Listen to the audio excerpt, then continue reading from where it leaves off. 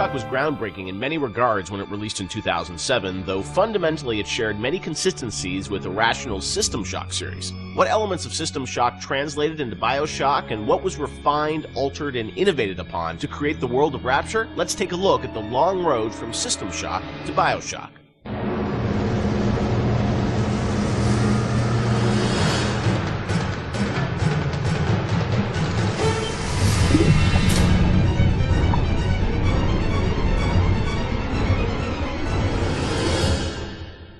Everyone knows where the game ended up, but I think fans would be interested to learn where this game or the idea of doing this game started. And I think, you know, folks know System Shock and the legacy of that game, huge fan base. Did it start as a System Shock game initially?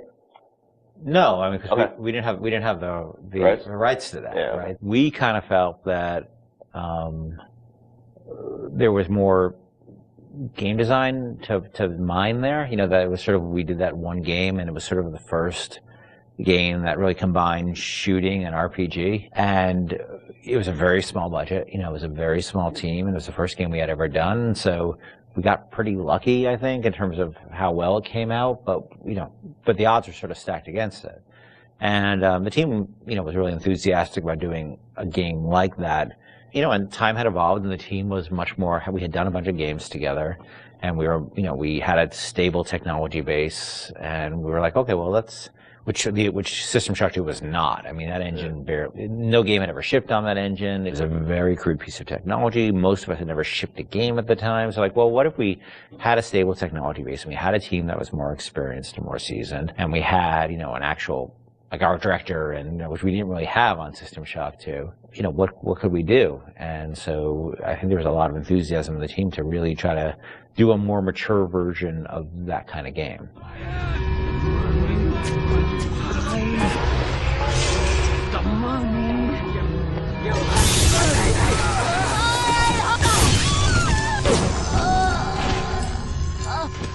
You know, this is before we had sold the company to Take-Two, and we were an independent developer, right? We were sitting there, we were using the money we made from other development deals we had, and we would try to scrape together whatever time and money we had to work on this thing. And it was not actually something I was particularly keen on doing. The team was much more keen on doing a sort of a System Shock-ish game than I was, because... As you were pitching, right? Like System Shock 3 at one point, right? Well, I mean, there was an actual System Shock 3 that we were pitching back in the day when we were right after System Shock 2, but that never happened. Right, we couldn't get anybody interested, because System Shock 2 sold like 5 copies, right?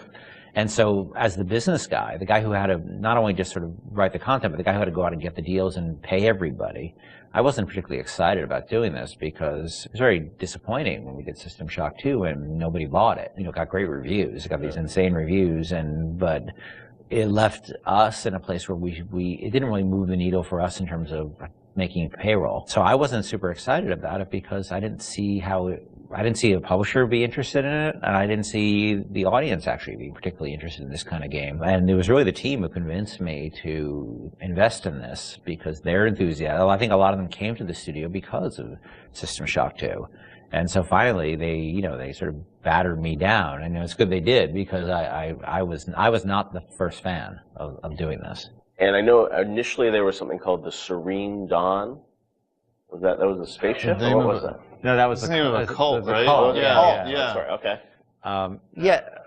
That one's, I think, been lost to the age. If I remember correctly, Serene Dawn was a cult. You were playing as a deprogrammer that was infiltrating the cult, and your name happened to be Carlos Coelho, who was one of our programmers at the time. It's named after him, yeah. Then there was a story notion that I always really found interesting, which was that you have these cults, and you have sometimes people they're these sort of characters who really live on the edge of the gray morality, which is these guys who come in and essentially kidnap people out of these cults, or rescue them, depending on how you look at it. Because what it really is, from a functional standpoint, it's a kidnapping, right? You're coming to an adult, and you're saying, you know, you're hired by their parents or whoever, and this was in the story, it was like a senator whose daughter joined one of these religious movements called the Serene Dawn, you said? Yeah, Serene Dawn. And I always thought that was a really interesting tension of this hero who's basically a kidnapper.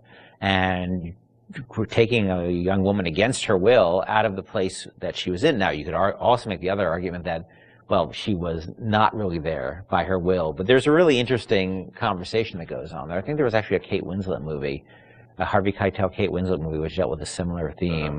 Because usually you hear that story, you know, these deprogrammers as a sort of heroic kind of notion. But I always thought that, well, there's something interesting about agency going on there, and about are people entitled to make bad mistakes, or, you know, or is it a bad mistake? It all depends on the person. You know, and I'm not a fan of, you know, religious cults or religion in general, but there seemed to be an interesting discussion of freedom there and independent decision making.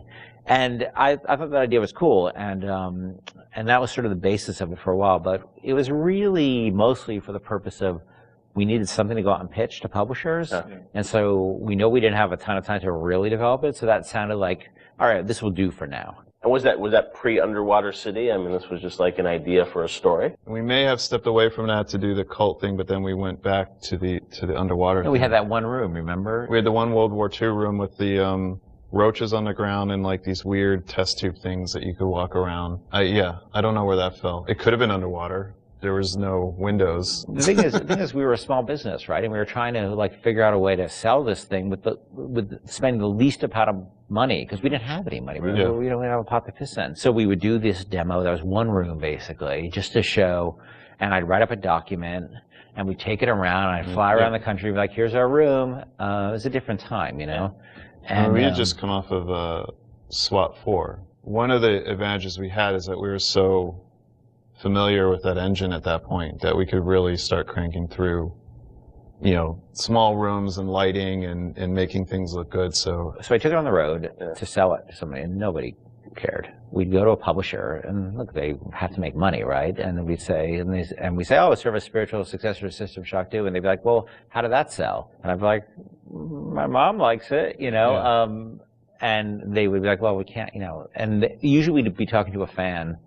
A lot of executives, like sort of junior executives, were fans of System Shock, and they'd go to their boss and they'd be super excited, and their boss would open up, you know, their Excel spreadsheet and be like, no, we can't do this. And I think the pitch probably evolved as we kept trying different permutations trying to sell, but we're also out there trying to sell like 2 or 3 other things at the time. We had a pitch for a game called Monster Island, and well, our SWAT 5 pitch was Zombie SWAT. Yeah, we had just come off of SWAT 4, which is like hardcore tactical, and we decided they wanted us to do another SWAT, and we didn't really want to do another hardcore tactical game, so we're like, what if we added zombies to SWAT? Like, you're a SWAT team that fights zombies and werewolves. That sounds awesome. And it was like, no, it doesn't. And this is before, before zombies were a thing. Yeah. And so we came with this thing called Division 9. Division 9, yeah. That probably would have been even a bigger financial success than BioShock. Wow. But we couldn't get anybody interested in it. We didn't have enough werewolves in the demo, I think. We had 0 werewolves in the demo. Yeah, we were going to have werewolves, weren't we? Werewolves and vampires. So oh, really? Yeah, werewolves, the whole, vampires, like, zombies? just throw it all the Universal Studios monsters from like... Oh, wow. Yeah. So what happened was we couldn't sell it, but we were always sort of independent-minded. And so I said, well, what if we sort of did this in reverse? Instead of getting a publisher first and then doing a press tour on it, what if we sort of did the press first? Yeah. And we called up a guy, Andrew Park, who's at GameSpot at the time, who was a fan of System Shock 2 and a great guy. And I said, will you come out and look at this thing we're doing and write a story on it? And he was like, sure. And Andrew flew out, and we showed him what we had, which is this very, very rudimentary thing about an underwater base. And he wrote up an article and sort of featured it as like, this is the spiritual successor to System Shock 2. And the next day, the phone started ringing from publishers who now all of a sudden saw that the article was getting all this pickup and all these comments, and people were excited. And that really, I think, put it over the top in terms of being able to sell it, even though it was not BioShock at that point. It was called BioShock, but it was not BioShock. There would have been I don't think there would have been a game. We never would have sold it without Andrew coming out doing that. My belly's full of angels.